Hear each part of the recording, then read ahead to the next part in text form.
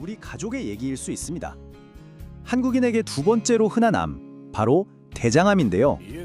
예방부터 회복까지 오늘 아주 명확하고 실용적으로 한번 파헤쳐 보겠습니다.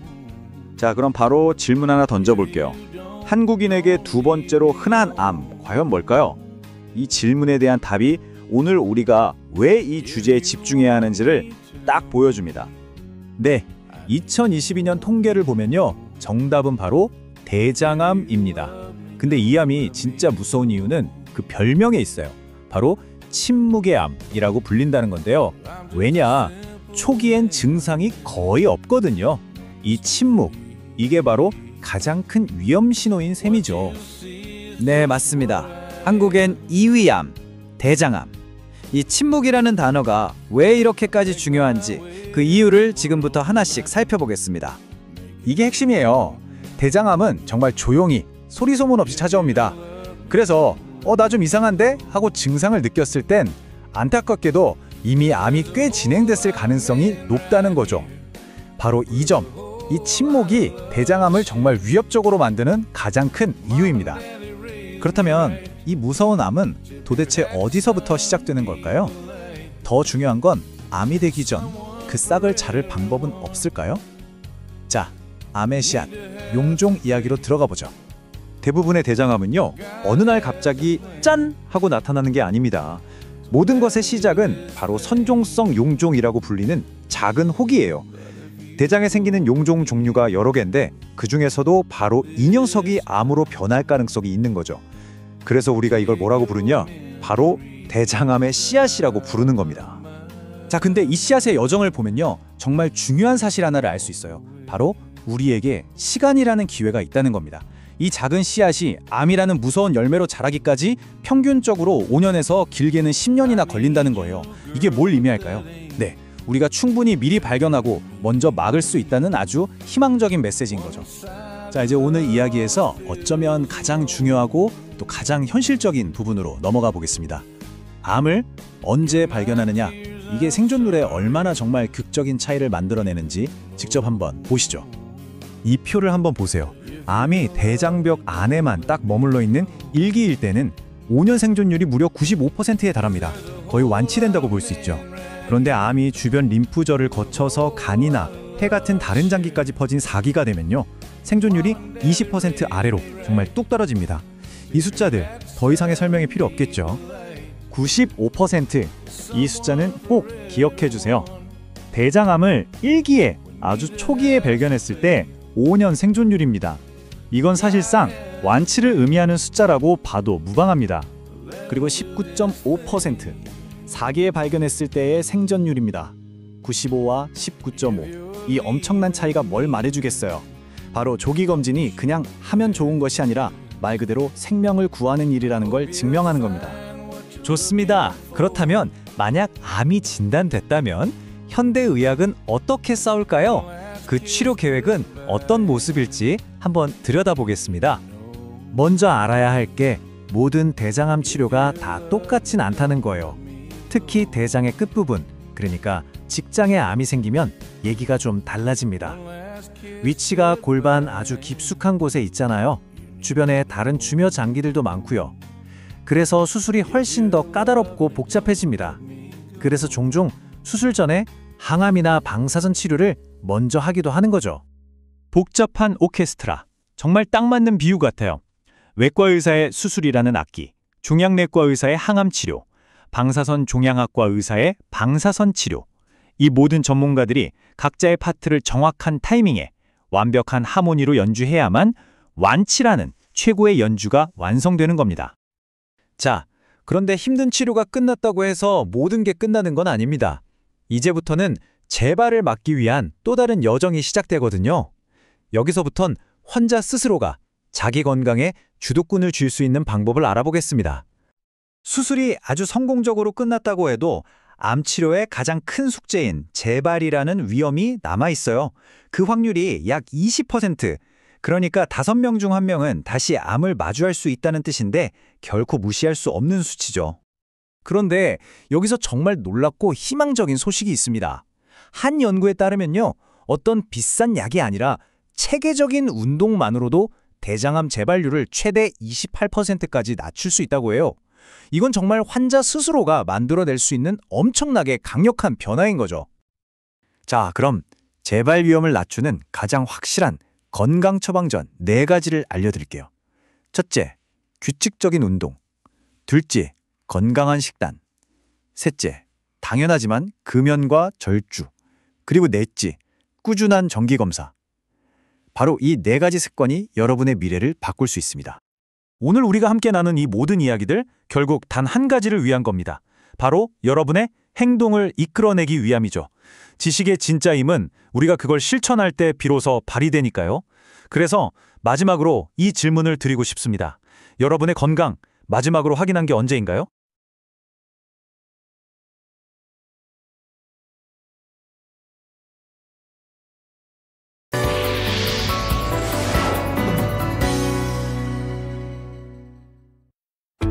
신체 기관 중 뇌의 신호를 받지 않고 스스로 판단하는 곳이 있습니다. 바로 대장인데요.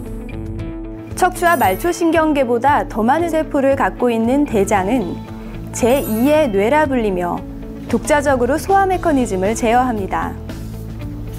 따라서 대장이 건강해야 우리 몸 건강의 3대 원칙 중 하나인 배설 과정이 원활하게 이루어지는데요. 배설은 찌꺼기 배출의 의미를 넘어 신체 균형을 유지하는 중요한 과정이기 때문입니다. 큰 창자라고도 하는 대장은 소장 끝에서 시작해 항문으로 이어지는 소화기관으로서 기다란 관처럼 생겼습니다. 길이는 약 1.5m로 전체 장의 20%를 차지하고 폭은 약 7.5cm로 작은 창자보다 2배 이상 굵습니다. 대장은 크게 맹장, 결장, 직장 이렇게 3부분으로 나뉘는데요. 대장의 첫 부분인 맹장은 음식물을 소장에서 받아들여 일시적으로 저장했다가 결장으로 이동시킵니다. 우리가 흔히 맹장으로 잘못 알고 있는 충수돌기는 맹장 끝에 매달리듯 달려있는 부속물로 특별한 기능은 없는 것으로 알려져 있습니다. 이곳에 염증이 생기면 흔히 맹장염이라고 하는데 충수돌기염이 정확한 병명입니다. 또 맹장은 인체의 면역 발달에 관여하는 기관으로 유아기 때 인체에 유익한 박테리아들이 대장 내에 자리할 수 있도록 조절한다고 알려져 있으며 수분과 염분을 흡수하는 기능을 함께합니다. 대장의 대부분을 차지하는 부위는 결장입니다. 크게 4부위로 나뉘는데 모양과 방향에 따라서 상행결장, 횡행결장, 하행결장, 구불결장이라고 합니다. 맹장이 있는 오른쪽에서 시작해서 간을 향해 위쪽으로 뻗어 올라간 상행결장은 길이는 약 20cm 정도로 직경이 크고 그 안에 있는 내용물도 고체보다는 액체에 가깝습니다. 그 다음 배 위쪽을 가로지르는 횡행결장은 위로는 간과 위와 가까이 있으며 맹장과 상행결장을 거친 장 내용물에서 수분을 흡수합니다. 하행결장은 복부의 왼쪽에 위치하고 있는데요. 소화된 음식물을 고형화시켜 대변으로 배출될 때까지 저장하는 역할을 합니다. 마지막으로 구불결장은 S상 결장이라고도 하는데 대략 길이가 45cm이며 S자 모양으로 꺾여서 직장과 연결되어 있습니다.